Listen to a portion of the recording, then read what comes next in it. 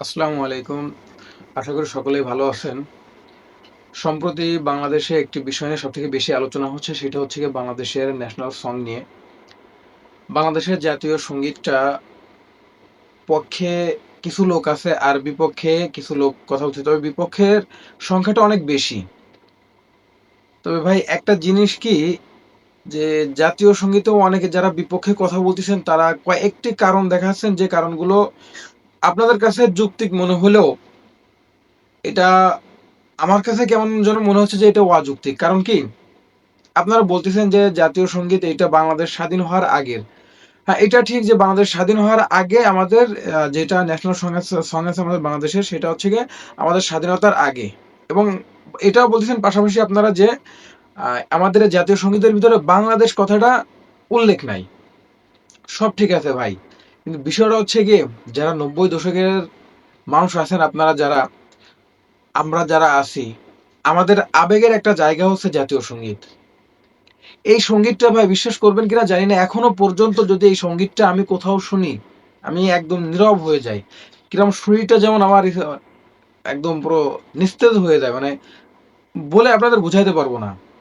সংগীতটাকে খুব ভালোভাবে উপভোগ করি। যখন বাংলাদেশের সাথে কোনো দেশের খেলা হয়, যদি কোনো আ খেলা হয় জাতীয় যে খেলাগুলো আছে, টুর্নামেন্ট যে খেলাগুলো আছে এই টুর্নামেন্ট খেলাগুলো যখন জাতীয় সঙ্গীত হয় বা বিশ্বাস করবেন কি যারা টেলিভিশনে খেলা শুরু হওয়ার আগে ৫ থেকে ৭ মিনিট আগে এসে বসে থাকি। আগেও থাকতাম। শুধু বসে থাকতাম হচ্ছে গিয়ে এই জাতীয় সঙ্গীতটা শোনার জন্য। এই জাতীয় সঙ্গীত আমাদের প্রত্যেকটা মানুষের একটা আবেগের জায়গা। চাইলে ভাই পরিবর্তন করা সবই সম্ভব। প্রত্যেকটা আ জিনিসই পরিবর্তনশীল।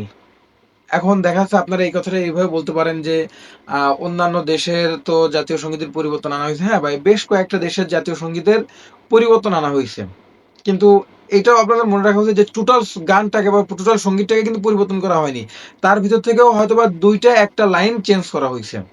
আপনারা নিউজ দেখলে বুঝতে পারবেন বা জানতেও পারবেন এটা যে যেসব দেশের জাতীয় সঙ্গীতগুলো পরিবর্তন করা হইছে সেসব দেশের জাতীয় সঙ্গীতের ১ টা থেকে ২ টা লাইন পরিবর্তন করা হইছে।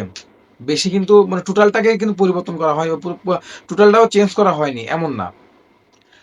আমাদের এই জাতীয় সংগীতটাকেও কিন্তু পরিবর্তন করা সম্ভব। আপনারা বলতেছেন যে বাংলাদেশের নাম না। হ্যাঁ, এখানে একটা বাংলাদেশের লাইন বা বাংলাদেশের নাম নিয়ে একটা লাইন ইনক্লুড করা সম্ভব। তার মানে এইটা নয় যে আপনারা টোটাল বাংলাদেশের এই জাতীয় যে সংগীতটা আছে এটা টোটালকে চেঞ্জ করে দেবেন ভাই। এটা চেঞ্জ করে মানে কি ফায়দা হইতে পারে? আমি যে আপনাদের বিরোধিতা করতেছি তাও না।